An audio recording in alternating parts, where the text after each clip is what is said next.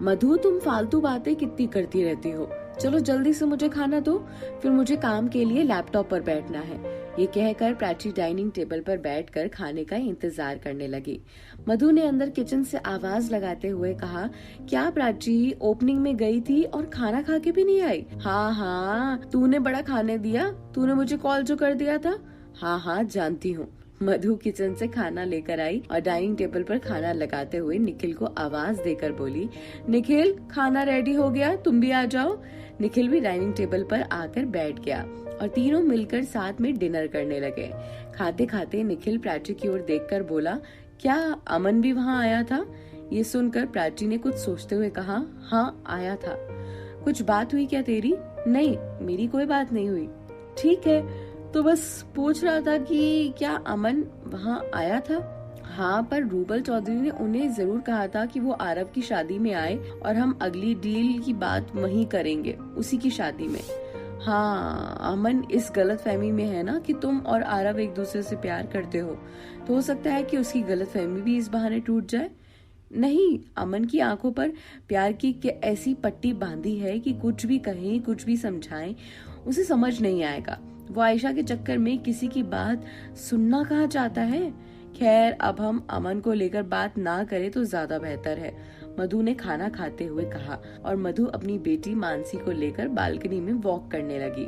अगली सुबह अमन तैयार होकर ऑफिस जाने वाला था कि तभी उसकी माँ उसके पास आकर बोली, बेटा आज हमें पूजा के लिए कुल देवी के मंदिर जाना है, तो तुम ऑफिस से जल्दी लौट आना। मैं कोशिश करूंगा, पर मैं कह नहीं सकता कि मैं जल्दी आ पाऊंगा या नहीं, अमन ने जवाब दिया।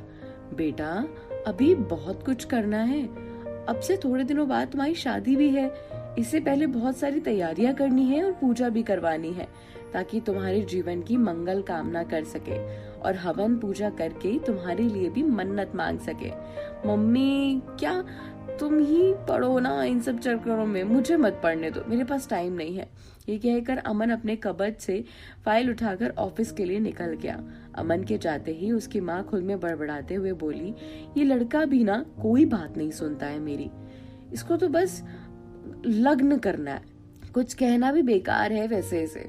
अमन ऑफिस पहुंचा तो देखा कि मिस रिचा और मैनेजर हसरत उसके केबिन में पहले से मौजूद है।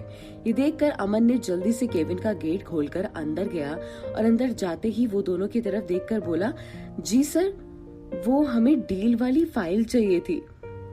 मैनेजर हसरत ने जवाब दिया, वो फाइल यहीं कहीं होगी, अमन ने जवाब दिया। सर, हमने तो अपने अपने केबिन में चेक कर लिया, हमारे पास तो वो फाइल नहीं है, अगर आपके पास हो तो आप देख लीजिए। ये कहकर मैनेजर हसरत और मिस रिचा वहाँ से चले गए।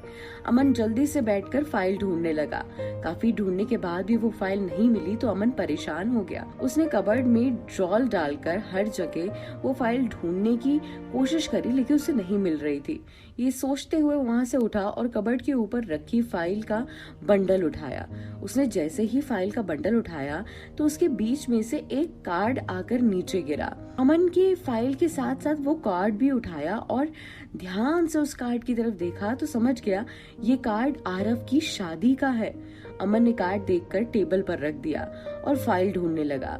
फाइल मिलने के बाद अमन मैनेजर हसरत को कॉल करके बुलाता है और फाइल उनके हाथों में दे देता है और खुद बैठकर वो कार्ड पढ़ने लगा, जो कि आरव की शादी का था। अरे सच में कार्ड तो रूही का नाम का लिखा हुआ है, अमन ने कार्ड पढ़ते पढ़ते कहा। शायद मुझे कोई गलतफहमी हो गई होगी। ये सोचकर उसने कार्ड को खोला और सारी जानकारियां पढ़ी तो उसे थोड़ी हैरानी हुई। आरव रूही से शादी कर रहा है। आरव तो प्राची से प्यार करता है, तो फिर रूही से क्यों शादी कर रहा है? अमन को भी यही लगता था कि आरव और प्राची फिर से कोई नई चाल चल रहे हैं उसे पाने के लिए। प्राची और आरव कोई नया जाल बिछा रहे हैं। जब वो सच में एक दूसरे से प्यार नहीं करते थे तो ये क्यों कहने से हर बार पीछे नहीं हटते थे कि वो एक दूसरे से सच में प्यार करते हैं। इसीलिए उसने अपनी जिंदगी में प्राची को दूर दूर तक निकाल दिया है। क्यों उन्होंने नहीं सोचा इसके बारे में? अमन ने कार्ड पढ़ने के बाद आरव को फोन किया और फोन लगाते हुए बोला, हेलो आरव। आरव ने अमन का कॉल देखते ही उसे थोड़ी हैरानी हुई। उसने कॉल रिसीव करते हुए बोला, हेलो अमन, ये रूही कौन है? अमन ने सीधे कॉल रिसीव करते हुए कहा, मेरी मंगेतर। आरव ने जवाब दिया। ये क्या क्या नाटक है यार, तुम और प्राची एक दूसरे से प्यार करते हो ना, तो एक दूसरे से शादी क्यों नहीं कर रहे हो? तुमसे किसने कह दिया कि मैं और प्राची एक दूसरे से प्यार करते हैं? मुझसे किसी ने नहीं कहा। मुझे दिखता नहीं है क्या? मैं कोई 2 साल का बच्चा नहीं हूँ कि मैं ये न समझ पाऊं कि तुम दोनों एक दूसरे से प्यार करते हो या नहीं।